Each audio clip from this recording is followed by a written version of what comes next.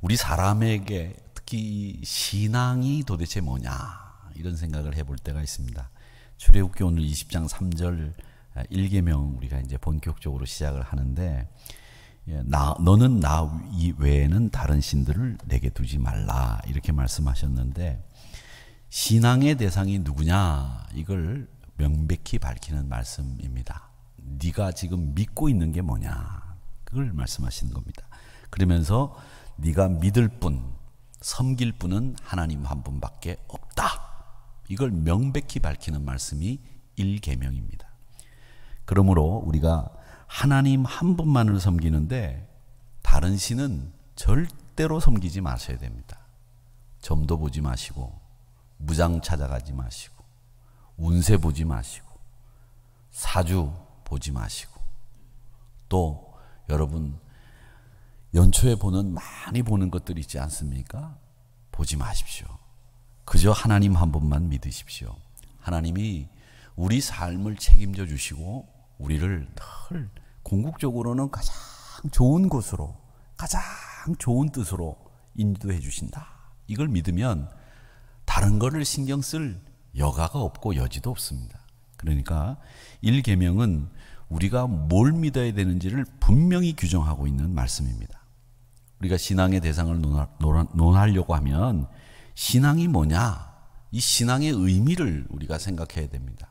여러분, 하나님 왜 믿고 예수님 왜 따라가십니까? 왜? 좋으니까? 복 받기 위해서? 물론 복도 받아야 되고 하나님이 좋죠. 하나님이 좋고 예수님이 좋죠. 그런데 그 의미를 우리가 생각해 보면 어떤 의미가 있을까 이런 생각을 해보게 되는 거죠. 제가 소설 한 편을 소개하려고 하는데 그게 프란츠 카프카라고 하는 사람의 변신이라고 하는 소설입니다. 굉장히 어렵고 힘든 이야기를 쓴 사람인데 오스트리아 헝가리 제국의 출신인데 카프카라는 사람이요.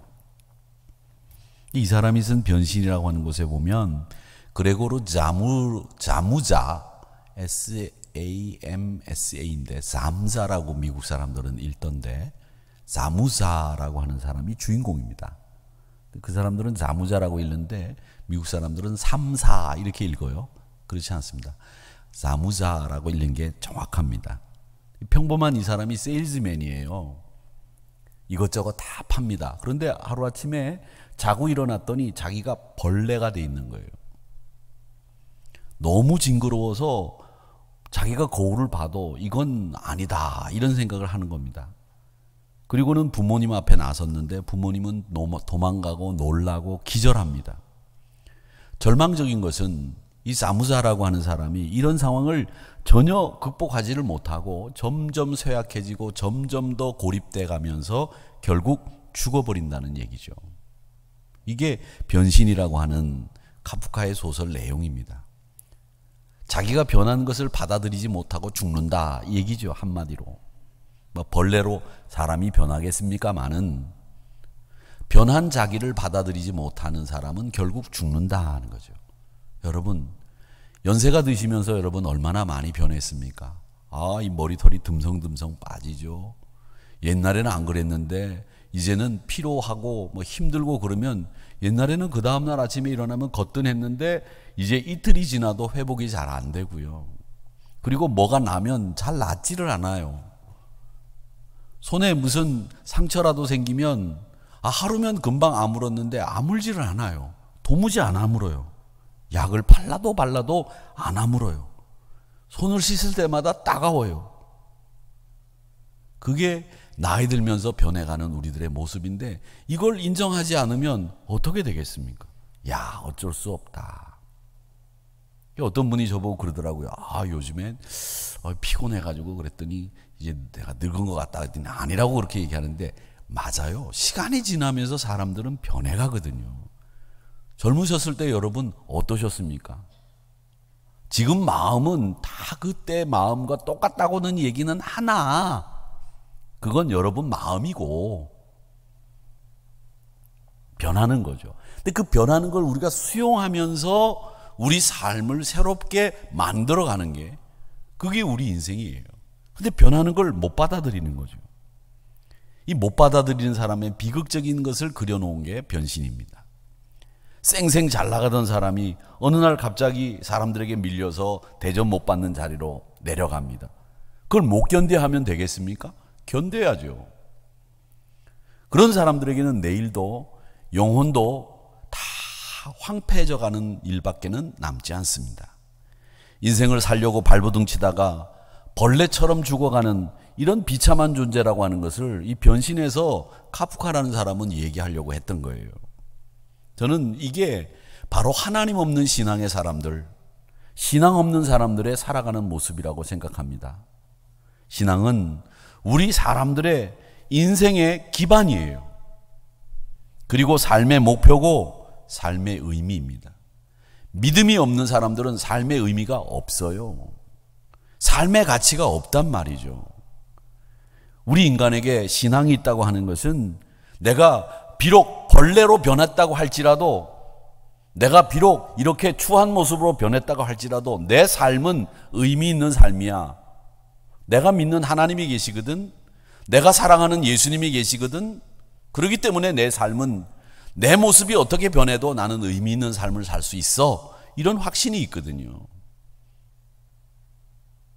어떤 사람들은 이 이야기를 읽고 이런 생각들을 하죠. 야, 어제 나와 오늘의 내가 정말 같은 사람인가? 어제 저녁에 자던 나와 아침에 일어난 내가 같은 사람인가?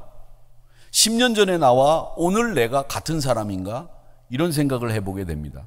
여러분, 10년 전에 나와 지금의 내가 같은 사람인가요? 같은 사람이죠. 그런데 10년 전의 사진을 보면, 30년 전의 사진을 보면 지금 나하고는 너무 다르죠. 그건 내가 아니야. 지금 이건 내가 아니야. 이렇게 거부하실 수도 있습니다. 그런데 거부하지 마세요. 지금의 나도 나고 10년 전의 나도 납니다. 여기에 의미를 두지 마시고 내가 믿는 하나님과 내가 좋아하는 예수님, 그분 때문에 내 인생에 의미가 있는 거지, 내 인생이 변했다고 해서 그 인생이 의미가 없는 게 아니에요. 어떤 분들은 추하게 변할 수도 있고, 병 때문에, 힘든 것 때문에, 나이가 들어도 더 좋아지는 분들도 계시고, 어쨌든 변하게 돼 있는 게 우리 인생인데, 거기에 연연해 하지 마시고 내가 믿는 믿음이 지금도 건강한가, 여기에 우리 인생의 의미를 두셔야 되는 거죠. 그러니까 네가 믿는 게 지금 뭐냐, 이걸 하나님은 우리에게 묻는 겁니다. 나 위에 다른 신을 두지 마라. 너는 지금 너를 믿고 있니? 네 힘을 믿고 있니? 아니지 않니? 하나님을 믿어야 된다. 그게 네 인생에 참 의미 있는 일이야. 이 이야기를 하시면서 이 일계명을 우리에게 주신 거예요. 그러니까 이 카프카의 변신을 읽으면, 야, 이거 뭐 변해가는 내가 이거 제대로 인생을 살 수 있을까? 이런 생각도 하게 되고 별별 생각을 다 하게 되는 거죠. 그러니까 지식이 많아지면 이런 생각들도 하게 되는 거예요. 그래서 여러분, 책을 읽어도 은혜로운 책을 읽어야지, 이런 책 잘못 읽으면 큰일 나요. 은혜로운 책, 말씀을 읽어야죠. 그 말씀을 통해서 내가 이 믿음을 가지고 사는 것이 우리 인생의 진짜 의미다. 절대자가 없는 사람들은 그렇게 사는 거예요. 자기의 변신을 가지고서 한탄하고 탓하고, 야, 내가 능력이 없어서 내가 저런 인간 만나가지고 이렇게 산다, 이런 얘기가 나올 수밖에 없는 거죠. 그 의미 없는 인생을 사는 거예요. 여러분, 그게 무엇입니까? 하나님은 없는 인생들이 무의미하고 허망하게 끝나는 걸 이 카프카는 보여주고 있다는 겁니다. 신앙이 없는 사람 믿을 게 없으니까요, 내가 누군지, 내가 벌레인지, 내가 인간인지 모르는 겁니다. 여러분, 이 세상에 믿음이 없는 사람들은 정한 게 없는 거예요. 늘 눈에 보이는 것대로 정하고 사는 거예요. 눈에 보이는 것대로, 요즘에는 이게 좋다더라, 이게 좋다더라, 그렇게 사는 게 정함이 없는 사람들의 삶이에요. 자기 소신이 없는 거죠. 이게 좋다 그러면 거기 따라가고, 이게 좋다 그러면 저기 따라가고, 뭘 그렇게 따라갑니까? 여러분, 그거 좋은 줄 지금 알았습니까? 아침 방송에 나와서 누가 양파 먹고 머리 났다, 양파 먹고 건강해졌다 그러면 시장에 가보면 양파가 없어요.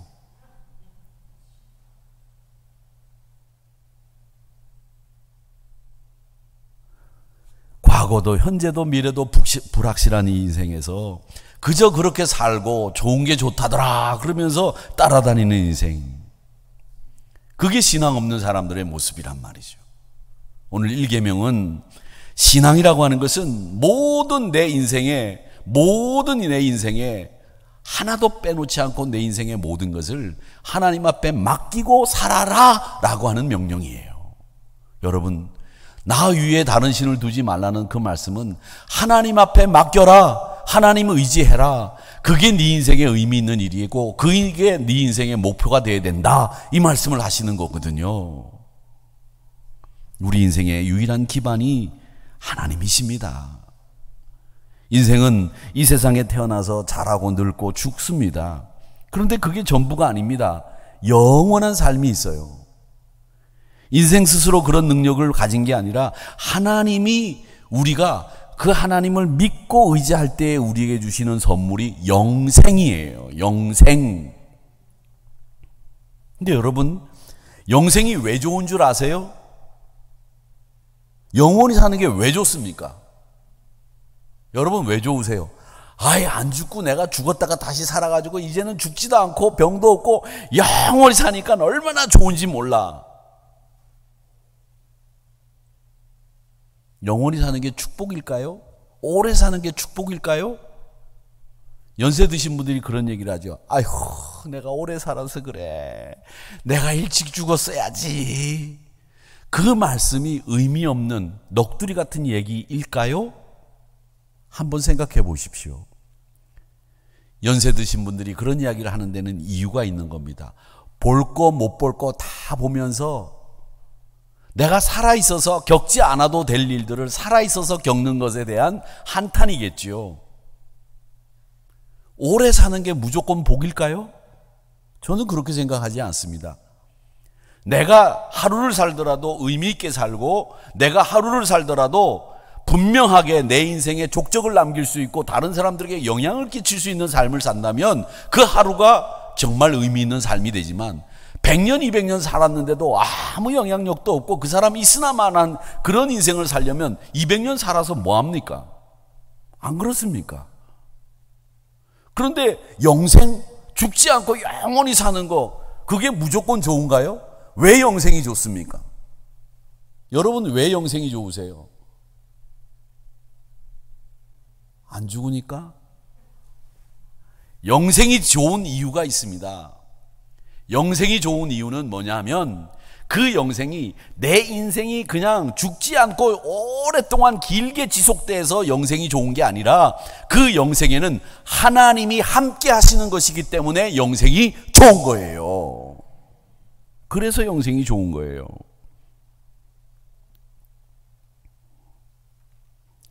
시편 133편 1절과 3절을 제가 읽어보겠습니다. 133편 제가 읽어보겠습니다. 잘 보십시오. 보라, 형제가 연합하여 동거함이 어찌 그리 선하고 아름다운고, 헐몬의 이슬이 시온의 산들의 내림 같도다. 거기서 여호와께서 복을 명령하셨나니 곧 영생이로다. 여기서 형제가 연합하여 동거함이 어찌 그리 선하고 아름다운고 라고 하는 이 말씀은 우리 형제들과 우리 가족들이 아름답게 어울려서 산다는 얘기가 아니라 하나님이 우리와 함께 하시는 것이 얼마나 좋은가, 이 얘기를 하시는 거거든요. 그러면서 하나님이 우리에게 복을 명령하셨는데 그 복이 뭐냐? 영생이라는 거예요. 그러니까 우리의 영생은 그냥 오래 사는 게 아니에요. 병 없이, 죽음 없이, 고통 없이, 눈물 없이, 슬픔 없이 오래 사는 게 영생이 아니라, 그 영생에는 하나님이 함께 하신다는 거예요. 그래서 영생이 좋은 거예요. 우리의 영생은 그냥 영생이 아니라 하나님이 함께 하시는 영생이기 때문에 좋은 거다. 그래서 나는 하나님 믿습니다. 이렇게 얘기가 돼야 되는 거예요. 그냥 오래 살면 뭐합니까? 의미 없이. 영생은 하나님과 동거하는 게 영생이에요. 요한복음 3장 16절 여러분 잘 아시죠? 하나님이 세상을 이처럼 사랑하사 독생자를 주셨으니 이는 그를 믿는 자마다 멸망치 않고 영생을 얻게 하려 하심이라. 그 영생을 하나님이 주셨고 하나님이 우리에게 주신 선물로 우리가 하나님과 동행하는 거예요. 그래서 복이 임마누엘이 복이 제일 큰 복이고 하나님과 함께하기 때문에 영생이 좋은 거죠. 그 신앙이라고 하는 것은 우리 인간에게 넓고 큰 축복의 공간을 제공하는 겁니다. 하나님 믿지 않는 사람들은요, 이 세상에 살아갈 만한 공간이 별로 없어요. 카프카의 소설처럼 인생은 답답한 방에 갇혀서 사는 벌레 같은 존재입니다. 돈에 얽매여서, 명예에 얽매여가지고 어떻게 하면 내가 명예를 높일까? 어떻게 하면 돈을 벌까? 아무리 궁리해봐요. 돈을 뭐 어떻게 벌어요? 우리가 무슨 재주로 돈을 법니까? 지난주에 미국의 페덱스라고 하는 물류회사가 있는데 이 페덱스가 코로나 때문에 돈을 얼마나 많이 벌었는지 골프대회를 열었는데 골프대회 상금이 1,500억이에요. 1등이 얼마를 받았느냐면 750억을 받았어요. 3등도 400억 받고 2등도 500억 받았어요. 30등까지 다 100억 이상, 10억 이상 받았어요. 우리는 평생 눈 감았다 떠도 못 볼 750억을 하루아침에 버는 사람들이 있단 말이죠. 그런 거 보면 이야, 나는 이거 7억도 손에 한번 잡아본 적 없는데 이런 돈을 한 번에 만나는 사람이 있구나 이런 생각하니까 비감해져요. 와, 한 방에 750억? 이런 돈잔치가 없는 거죠. 그런데 지금 돈잔치를 벌이는 거예요. 그러니까 사람들이 죽기 살기로 거기에 매달리는 거죠, 여러분. 우리가 벌면 얼마나 벌겠습니까? 여러분, 거기에 연연해 하지 마세요. 거기에 막 신경 쓰지 마세요. 하늘 가릴 집 있고 삼시세끼 밥 먹을 때 있으면 되는 거예요. 없으시면 교회 오세요. 저랑 같이 먹으면 되지. 사천루에서 짜장면 시켜서. 뭘 그렇게 걱정하시고 뭘 그렇게 답답해 하세요. 그런데 연연해 하지 마시란 말이죠. 좀 호연지기처럼 편안하게 여유 있게 너그럽게 그렇게 사세요. 이 세상이 얼마나 넓습니까? 요한복음 14장 1절 3절 말씀에 보면 너희는 마음에 근심하지 마라. 하나님을 믿으니 또 나를 믿으라. 내 아버지 집에 거할 곳이 많도다. 내가 다시 와서 너희를 내게로 영접하여 나 있는 곳에 너희도 있게 하리라. 너희를 위해서 거처를 예비하면 내가 다시 와서 너희를 내게로 영접해서 나 있는 곳에 너희도 있게 하리라 그랬어요. 우리가 있을 곳이 있다는 거예요. 우리가 하늘나라 가고 월세 사는 거 아니에요. 전세 사는 거 아니라고요. 하나님이 우리를 위해서 예비하신 거처가 많다는 거예요. 그리고 내가 다시 와서 너희를 영접해서 나 있는 곳에 너희도 있게 하리니 뭐가 걱정이에요?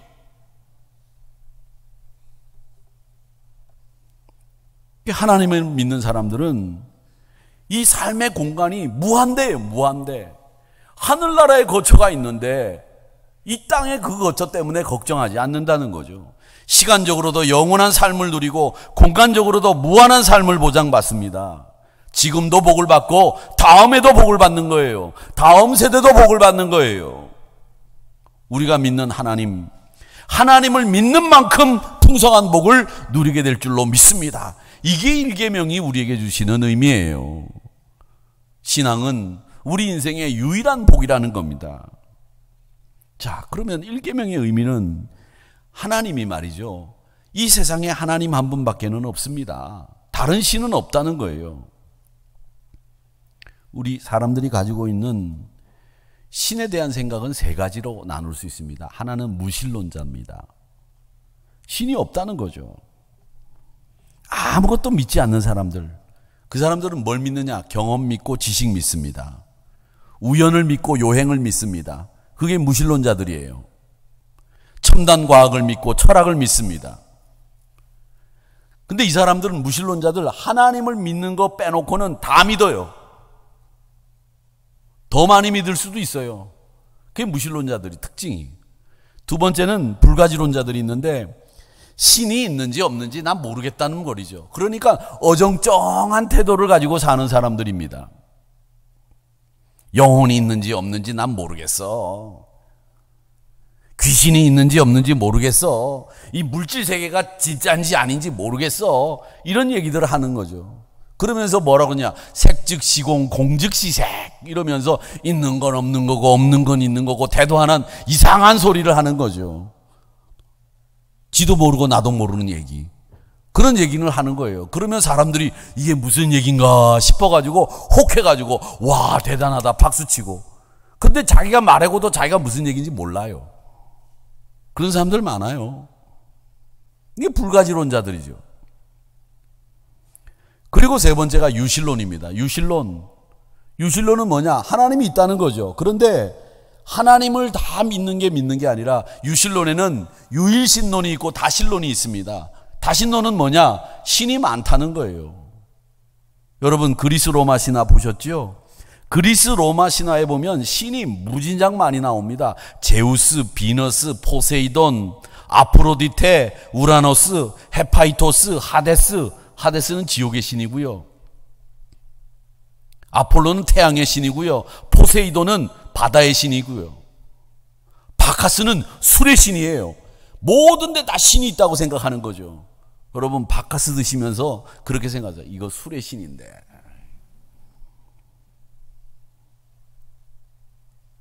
이집트에도 신이 많습니다. 개구리, 나일강도 신이고요. 자칼도 신이고 해도 달도 별도 다 신이에요. 우리나라 사람들은 신이 없습니까? 우리나라 사람들도 유실론자들이에요.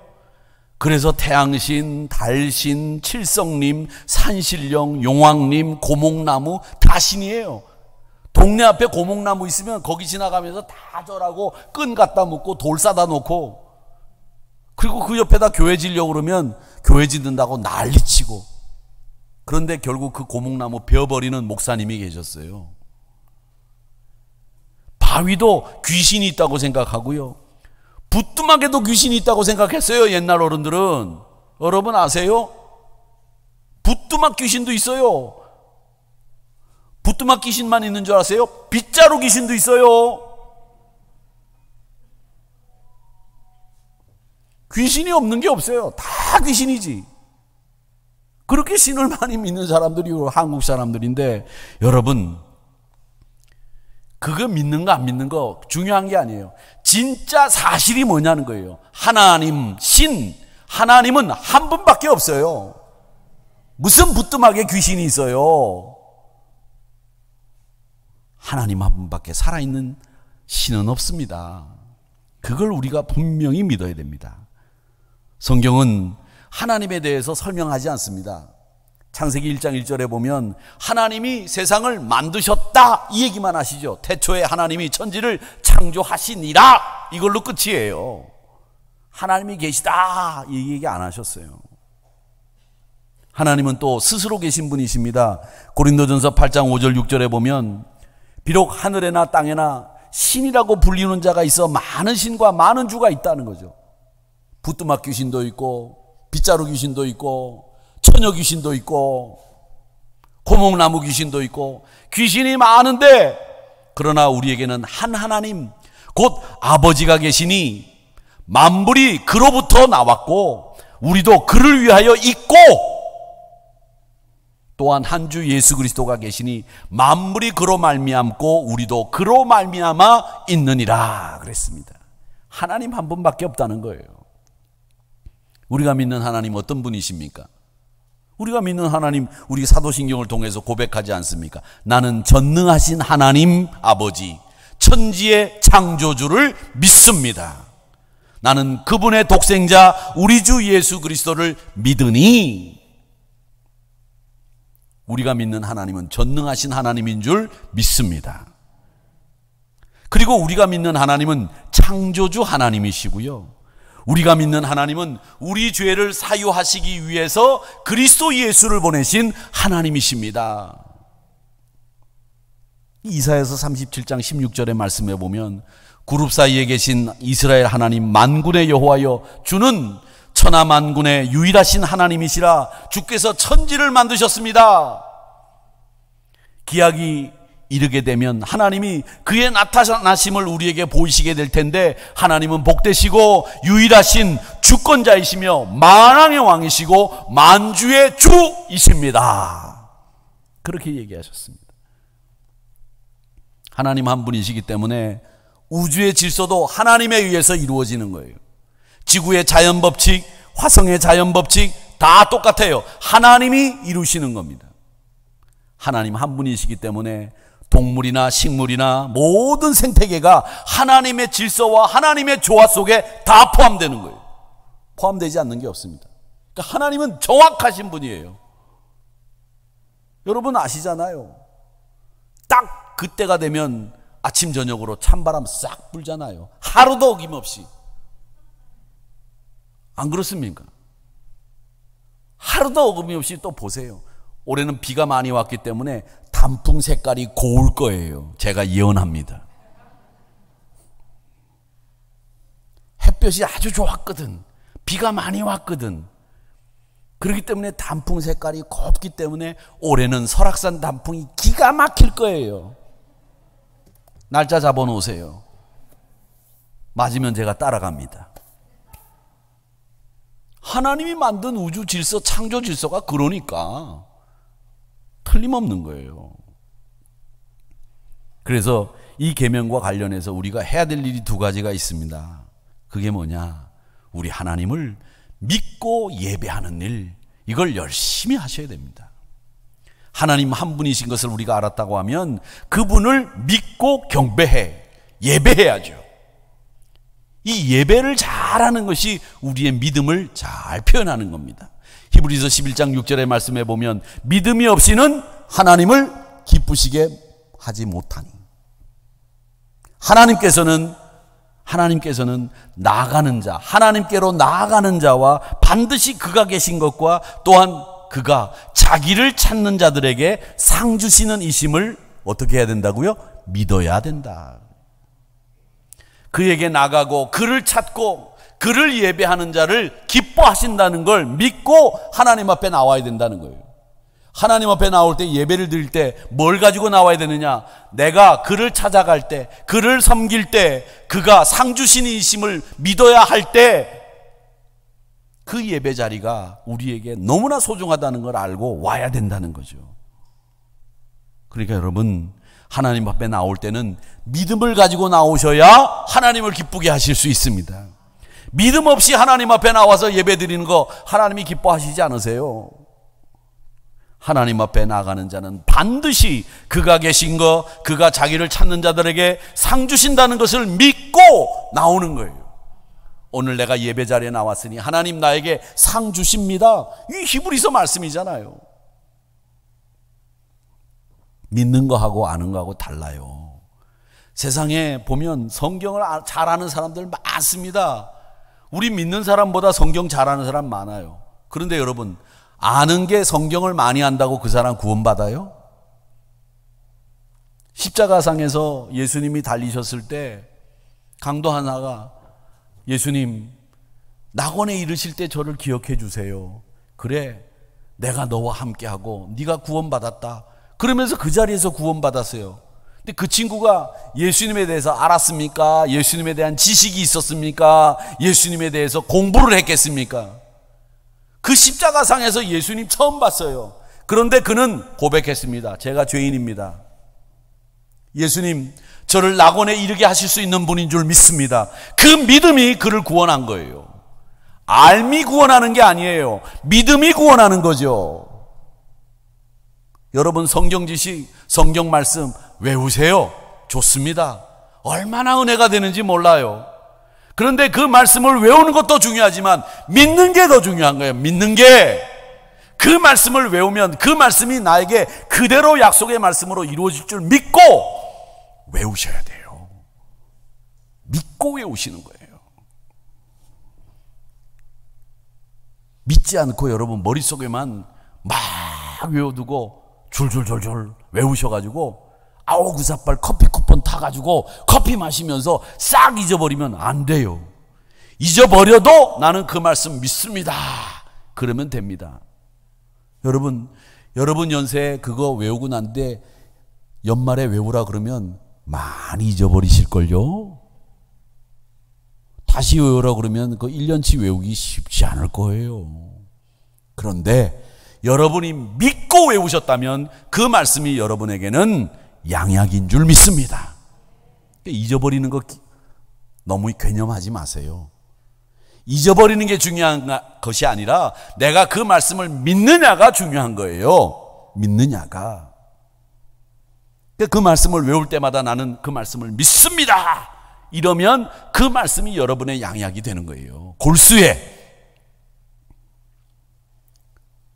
신학교에서 교수들이 다 예수 잘 믿는 줄 아세요? 성경을 공부하는 사람들 가운데서 성경에 나오는 이야기들이 기적이고 이적이라고 얘기하고 신화라고 얘기하는 사람들이 있거든요.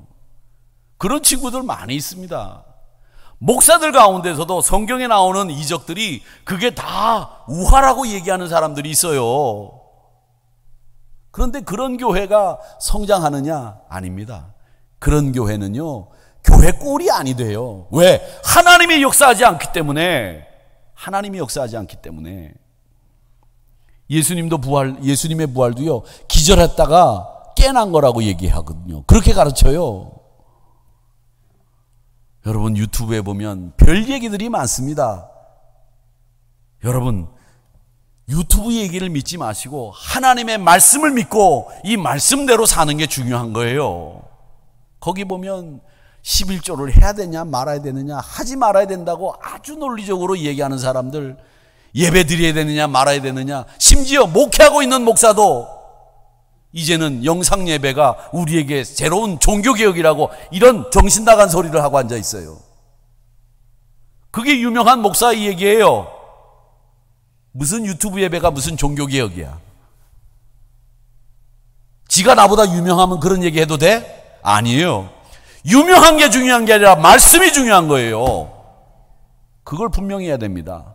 하늘에 계신 자들은 신앙의 정신이 똑바로 박혀 있어야 돼요. 그게 박혀 있지 않으면 이런 세상에서 휘둘리는 거예요.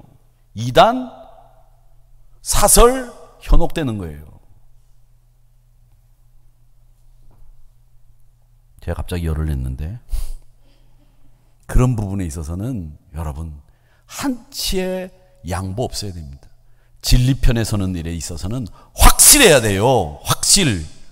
눈을 부릅뜨고 다른 건 다 이해하고 받아들이시고요. 말씀에서, 신앙에서 있어서 부분은 우리가 한치로 뒤로 물러서서는 안 된다. 하나님 믿고 경배하는 거. 그리고 여기 이 신앙 1계명은 금하는 건 하지 마셔야 됩니다. 다른 신을 섬기는 거 하지 마셔야 됩니다. 다른 신을 섬기지 말라라는 말은 무슨 말이냐면 여러분, 다른 신은 없다는 말이에요. 다른 신이 있는데 니네들 섬기지 마라 이 얘기가 아니에요. 예수님이 다른 신을 섬기지 말라는 말은 하나님 이외에 다른 신은 없다는 거예요. 근데 없는데 왜 네가 신을 만들어 가지고 그걸 섬기느냐 이 말이거든요. 왜 가서 바위 앞에 가지고 절을 해?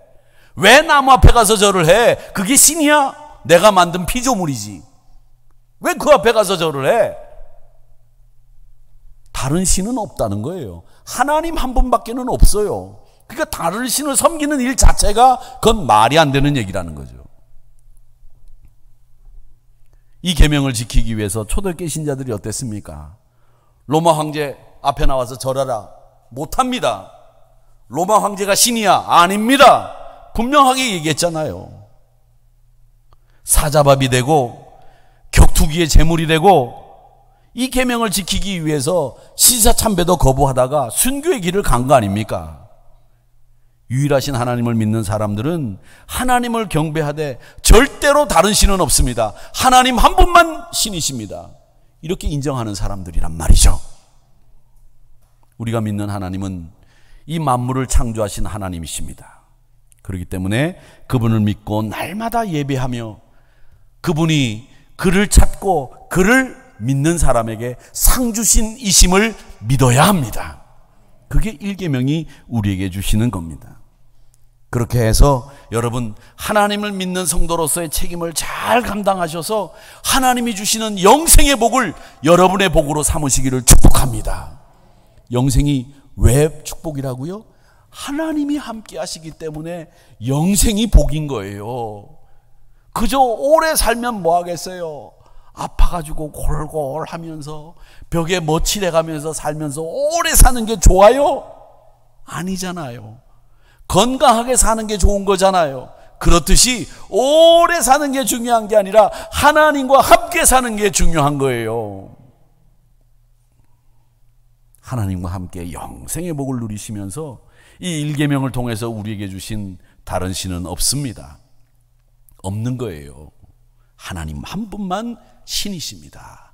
이런 신앙으로 우리가 그분만 믿고 그분을 통해서 믿음으로 나아가 경배하는 우리 한우리 성도님들이 다 되시기를 주님의 이름으로 축복합니다.